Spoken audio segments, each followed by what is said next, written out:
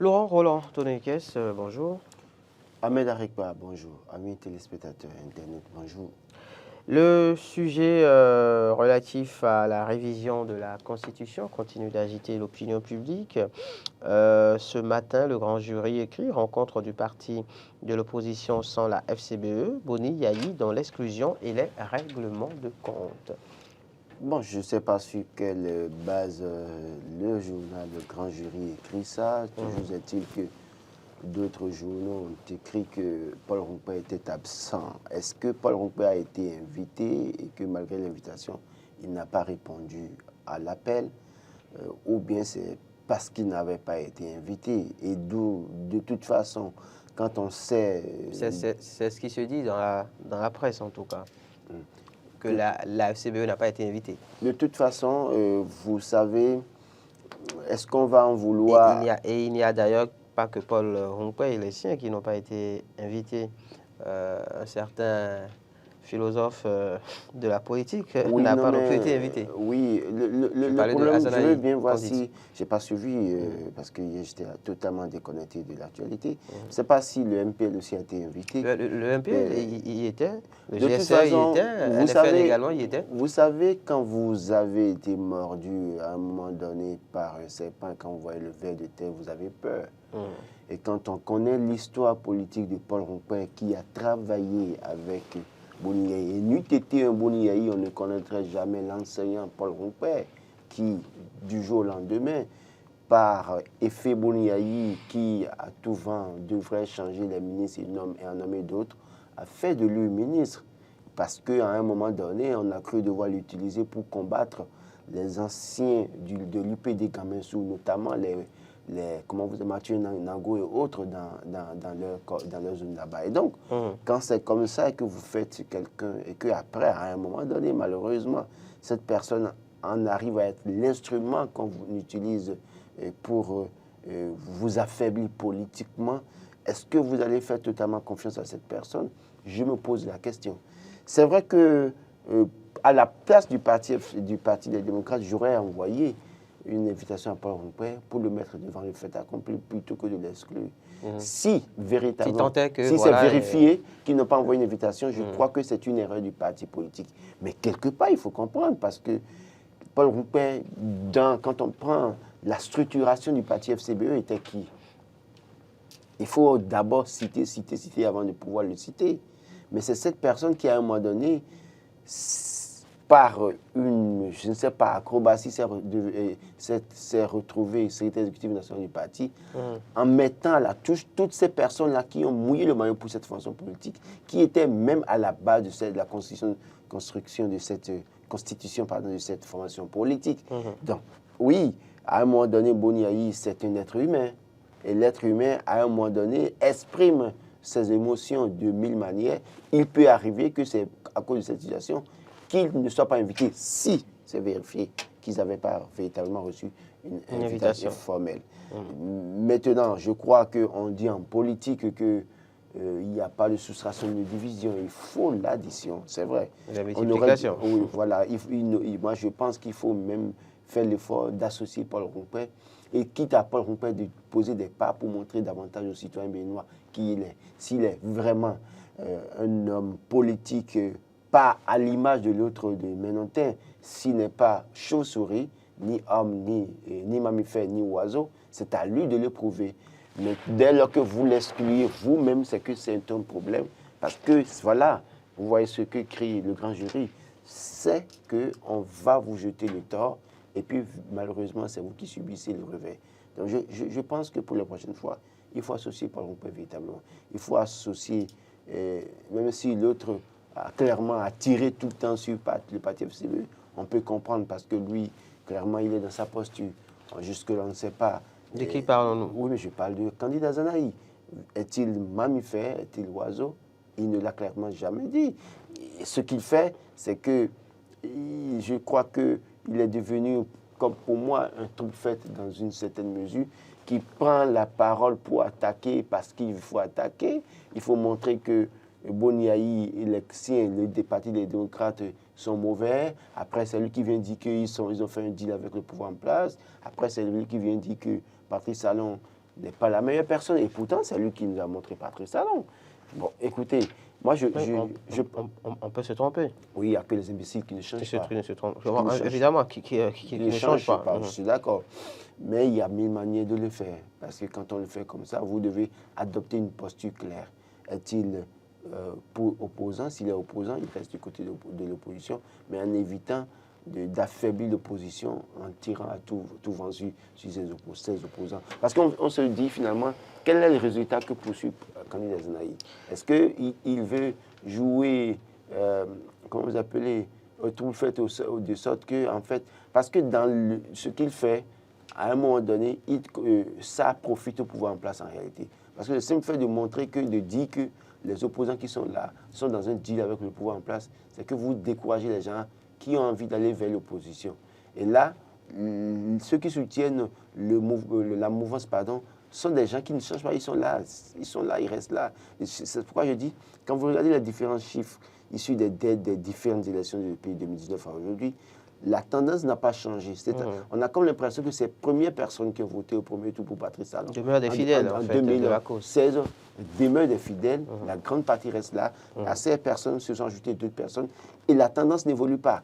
Et ça reste tel que c'est. Et comme ça, dès lors qu'on réussit chaque fois à décourager ceux qui veulent aller soutenir l'opposition, c'est que ces personnes qui sont là, maintenues, qui sont fidèles au pouvoir en place, continueront à voter. Et dès lors qu'ils votent, puisqu'ils sont majoritaires dans une certaine mesure, quel qu'en soit le taux de participation, le pouvoir en place va toujours gagner.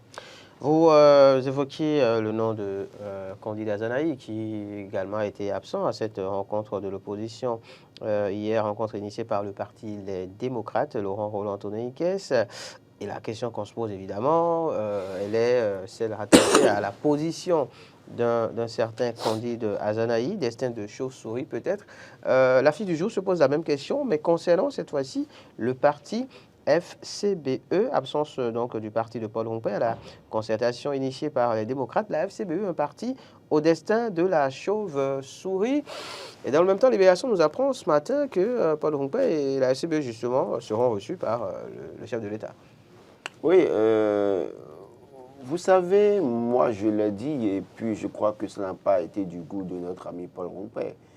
Paul Rompé, avec sa formation politique, moi j'ai toujours dit que c'est, comment vous appelez ce thème, j'oublie ce thème, mais cette formation politique a été utilisée à un moment donné pour valider les élections. Ils ont été utilisés pour valider les élections en 2020, ils ont été utilisés pour valider les élections en 2021. Parce qu'à un moment donné, dans le débat, il est fait mention de ce que un parti d'opposition est allé aux élections, quand bien même ce n'est pas... Pour crédibiliser, voilà, pour crédibiliser enfin, le processus. Le processus. Donc, Paul Rompé est dans une posture où il a certainement des alliés du côté de la mouvance présidentielle. D'ailleurs, je ne trahis aucun secret en disant que dans les coulisses, Paul Rompé normalement devrait se rallier à une formation politique de la mouvance, soit l'Union progressiste au niveau, notamment à ce niveau, ou alors aller au BR. C'est vrai qu'il résiste autant, il refuse d'aller là-bas. Mais j'attends de voir d'ici 1 an, 2 ans comment ça va se passer. Mais toujours est-il que, je l'ai toujours dit, cette formation s'affaiblit au fil du temps.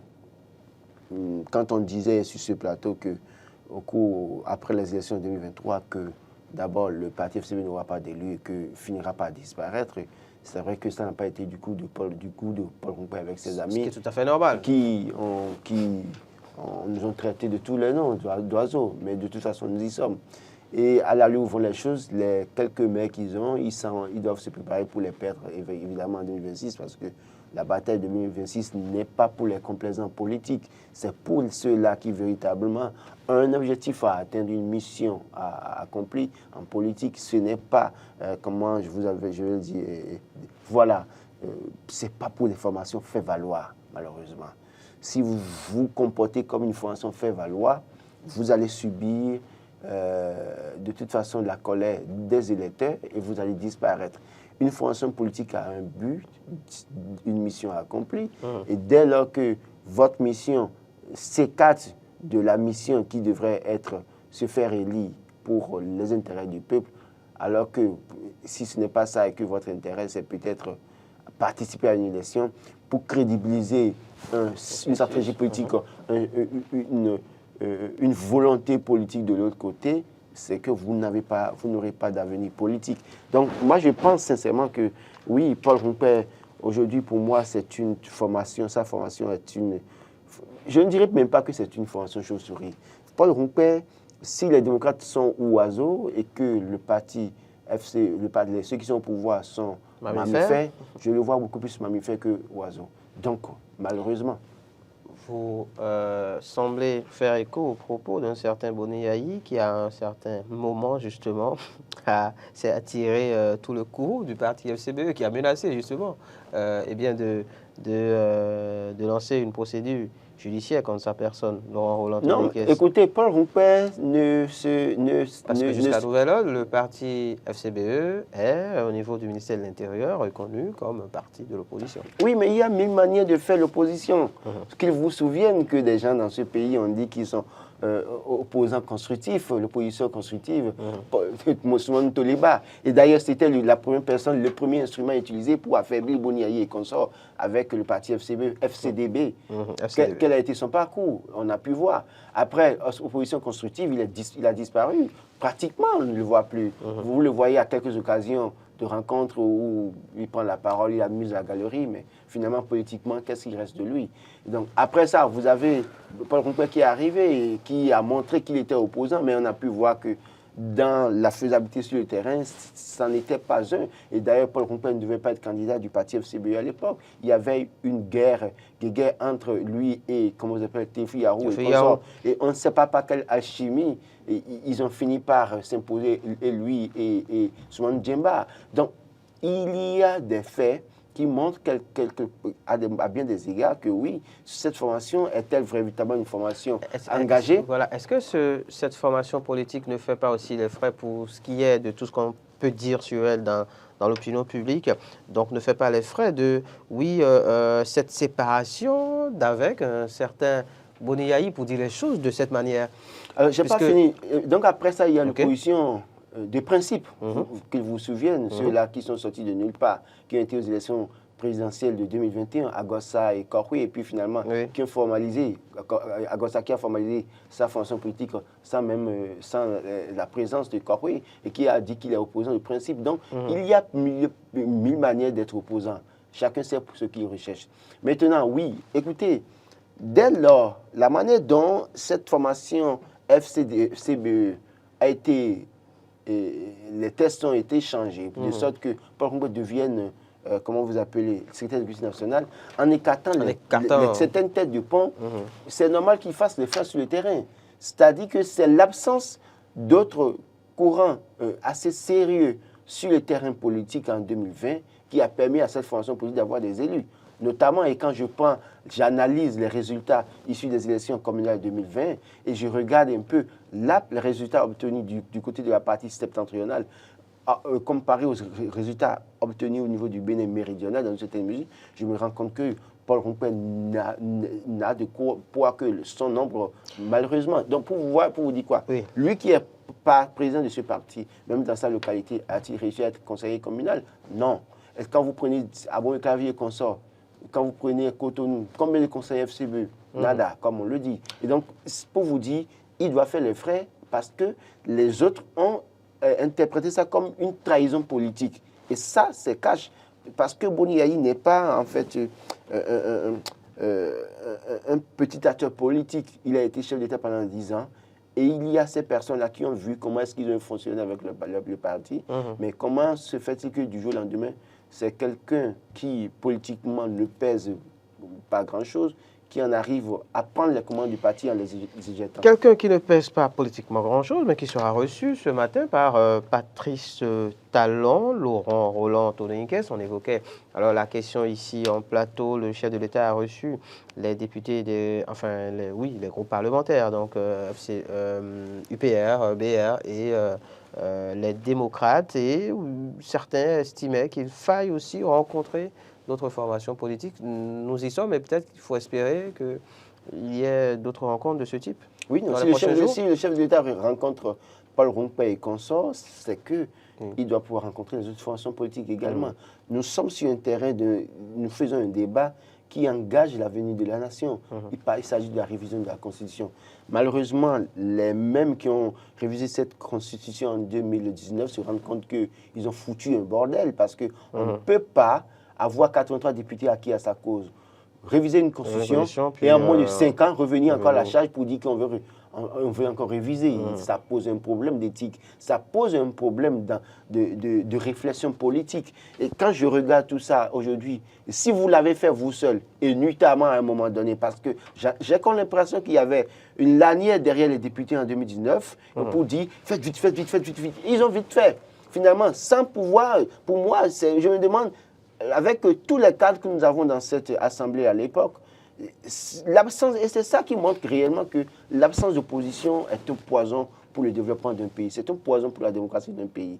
Parce que s'il y avait véritablement des opposants, le débat serait intéressant et les erreurs que nous relevons aujourd'hui, nous n'allons pas les avoir. C'est-à-dire que si d'autres ne voient pas, d'autres personnes... Et c'est justement pour ça qu'il faut écouter toutes les sensibilités politiques et recevoir les propositions des sensibilités politiques. C'est vrai que là, les démocrates sont formels là-dessus. Ils disent n'y a pas de révision. Parce que, justement, à ce niveau, Patrice Talon est un animal politique assez redoutable. Vous ne saurez pas quand est-ce qu'il a réussi à débaucher les députés démocrates pour avoir ce qu'il veut. Vous ne le saurez pas. Donc il vaut mieux peut-être commencer par refuser en même temps pour que d'ailleurs même ça ne vienne même pas sur la table pour on va en parler. Malheureusement ça arrivera parce que dès lors que ça a été engagé, ce n'est pas Patrice Talon ça. Je suis sûr qu'ils iront jusqu'au bout. Justement, vous le disiez, l'opposition dit niet, puisque pour revenir sur cette rencontre qui a eu lieu hier entre partis de l'opposition, était présente à cette rencontre des formations comme le NFN, MPL, GSR, si je ne m'abuse, évidemment le parti Les Démocrates. Et Fraternité écrit ce matin, proposition de loi portant révision de la Constitution, l'opposition dit niet. Et les griefs contre la démarche sont évoqués donc dans ces colonnes. Laurent Roland-Tonnet, qu'est-ce qu'on apprend aussi qu'un recours en inconstitutionnalité a déjà été déposé contre justement cette proposition de loi? Oui, vous savez, quand on parle de démarche, et c'est justement ce que je dis, Hassan Seibou était membre de la 8e législature. Il fait partie de ces députés qui, au lieu d'aller se coucher, sont restés en éveil la nuit là pour voter la loi, pour nous réveiller le matin pour dire on a déjà révisé votre constitution. Et c'est, voilà encore le même député qui appartenait à cette législature. Voilà une sacrée lecture. Voilà une sacrée lecture de la situation. Voilà. Au lieu d'aller se coucher. Au lieu d'aller se coucher, ils sont restés là nuitamment à se pencher sur une révision, comme s'il y avait quelqu'un derrière avec une chicotte pour dire allez-y, faites vite, sinon je vous aurai chaud. Ils ont fait. Et parmi eux, une personne encore se lève pour voir, pour montrer que oui, il faut aller réviser parce qu'il faut modifier. Et là, le problème, c'est que on lance peut-être quelques dispositions pour dire voilà ce qu'on veut toucher, mais ils savent au fond d'eux qu'il y a bien des dispositions qu'ils veulent toucher. On attend de voir. Parce qu'on a pu voir déjà, ce n'est pas la première expérience où les gens sont venus avec quelques dispositions pour dire bah, écoutez, on ne veut pas aller dans le fond, on ne veut rien faire, on veut juste changer ça. Et puis après, au cours de la plénière, ils sortent un document, et ils mettent sur la table, vous vous rendez compte qu'il y a beaucoup de choses à modifier. Alors, moi, je pense sincèrement que à l'allure où nous vont les choses, les gens doivent faire très attention. Parce que on a comme l'impression qu'ils veulent rendre service à un homme plutôt que de rendre service à un peuple. Est-ce que le peuple en l'état, d'ailleurs même quand il y a tous ces débats, je me pose la question alors, qu'est-ce que la Constitution de 90 vous avez fait au point où vous allez modifier? On a organisé des élections successives de 91 à 2016 quand même. Oui ou non? Est-ce qu'il y a eu des problèmes avec ce code électoral ou bien cette constitution? Il n'y avait pas pour autant un problème. Il y avait un problème des hommes politiques. C'est-à-dire l'homme politique béninois qu'on devait, en tout cas, qu'on devait reformater autrement. C'était tout. Sinon, on n'avait pas un problème de test. Mais quand ils ont modifié les tests, on se rend compte que finalement, on a deux problèmes. On a un problème de test et on a un problème de tête. Alors, nous avions un problème. Mais vous en rajoutez un autre encore. Et finalement, vous vous retrouvez aussi dedans. Et je pense que la loi dispose pour l'avenir. Malheureusement, les gens n'ont pas compris ça. Ce qu'ils sont en train de faire, ils peuvent modifier autant qu'ils veulent. À un moment donné, ils subiront les revers de cette loi qu'ils vont modifier. Je l'ai toujours rappelé comme exemple. Quand on a demandé à Soglo au pouvoir de céder la gestion de la Sogema, en tout cas à la circonscription urbaine de Cotonou, il avait refusé. Mais il ne savait pas qu'un juge serait maire de Cotonou et qu'il aurait besoin de la gestion de la Sogema. Et quand il a demandé, on n'a pas voulu lui donner ça, on lui a rappelé ce qu'il avait dit. Et la Sogema est restée telle que juste aujourd'hui. Donc pour vous dire que vous pouvez faire ce que vous voulez faire aujourd'hui et bloquer les autres, pensant que vous êtes fort, mais pour combien de temps, ce n'est pas éternel. Donc tout ce qu'ils doivent faire aujourd'hui, moi j'en appelle à la conscience collective, à la conscience des députés de la mouvance présidentielle pour dire, mais vous voulez aller modifier pourquoi? La Cour a été claire, notamment concernant les parrainages, pour dire c'est les députés de 2023 qui parrainent. Mais puisqu'on veut coûte que coûte aller vers la révision, on dit maintenant qu'on souhaite que ce soit les députés de 2026 qui parrainent. Comment des gens qui sont nouvellement élus, nouvellement installés, doivent en arriver à parrainer? Et après, on dit que non, bon, on va mettre l'élection présidentielle en premier et qu'après, on va faire les autres élections après. Là aussi, sachant très bien que les acteurs politiques n'ont d'intérêt que leur ventre, excusez beaucoup, n'ont d'intérêt que leur survie politique, eux tous vont s'aligner derrière le nouveau président élu. Et bonjour les dégâts, ce qu'on a vu au cours des dernières élections, on va voir ça. C'est-à-dire, dès lors que quelqu'un est élu, tout le monde veut faire le rang devant sa maison pour dire félicitations, monsieur le président, parce qu'on veut avoir une place autour de la marmite, malheureusement. Et c'est ça le véritable problème. Je pense qu'il vaut mieux, et c'est la Cour aussi qui a péché en la matière. La Cour devrait juste prendre une décision pour dire c'est les députés de 2019 qui 2023 qui parrainent les candidats à la présidentielle de 2026, et puis maintenant faire quelques réajustements sans pouvoir demander aux députés d'aller réviser. En leur demandant d'aller réviser le code électoral, c'est qu'après, on vous dira contrôle de constitutionnalité, et paf, révision de la Constitution, et voilà, bonjour les dégâts. On est unanime sur le fait que oui, la classe politique, dans son entièreté, se doit d'opiner par rapport à cette volonté de révision de la Constitution. Laurent Roland-Tononiquez, la révision aussi dans la relecture du code électoral également.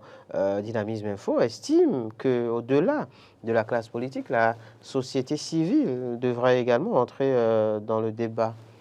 Oui, la société civile, si elle existe encore. Si elle existe encore, parce que beaucoup d'acteurs de la société civile étaient acteurs, auteurs, partenaires de ce qui s'est passé en 2016. Malheureusement. Je vous allais dire compositeur. Non. D'accord. Donc, vous savez, quand vous dealez avec... vous dealez pour faire tomber un régime, voilà la conséquence. Vous aurez des noms peut-être à nous citer pour éclairer un peu plus notre antenne sur le sujet dont nous parlons. Comme elle le dit, ne venez pas manger votre piment dans ma bouche. Mais je sais que je sais que beaucoup d'acteurs de la société civile ont dealé avec la nouvelle équipe qui est là, c'est-à-dire ont dealé pour que la nouvelle équipe là puisse arriver. On a pu voir ce qui s'est passé ce mercredi rouge, fameux mercredi rouge avec les acteurs de la société civile. Aujourd'hui, quelqu'un qui a été une télécommande pour vous, et qui vous a donné toutes les instructions possibles, qui connaît même ce que l'arrière-cour de votre maison, parce que c'est celui-là que vous allez combattre.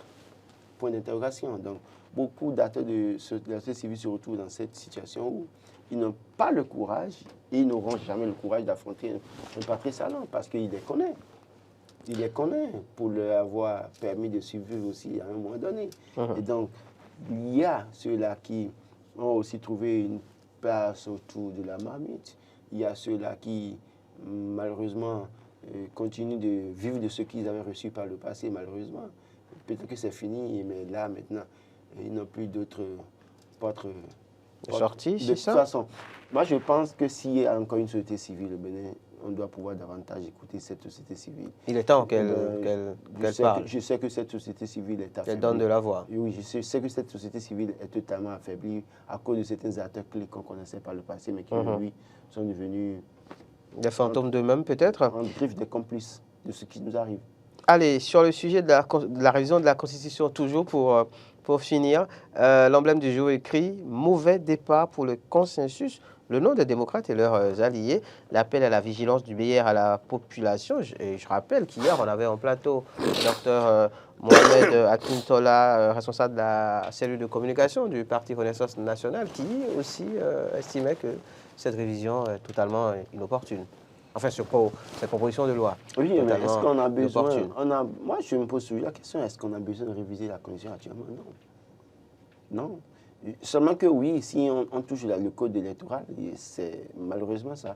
Si on touche le code électoral, il va falloir toucher la Constitution. Oui. Même si certains estiment qu'on n'a pas besoin d'aller forcément Attention, au niveau il faut aller voir ce que dit la Constitution sur les différentes dates concernant les élections. Oui. Si on arrive à modifier les dates concernant les élections dans le code électoral, il va falloir directement aller vers la Constitution pour les modifier. Et donc là, en voulant modifier, on ne sait pas ce que les gens vont mettre.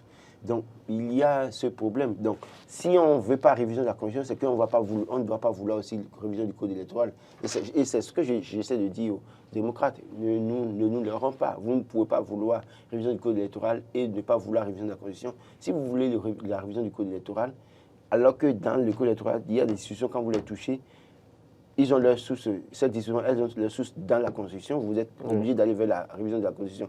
Autrement, c'est qu'il y aura un blocage. Et ce blocage va profiter à qui?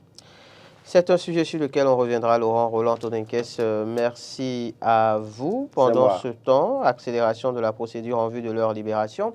Les étudiants et artisans en prison écrivent au ministre de la Justice. On va finir là-dessus. Le chef a promis. On ne sait pas ce qui traîne, ce qui fait que ça traîne.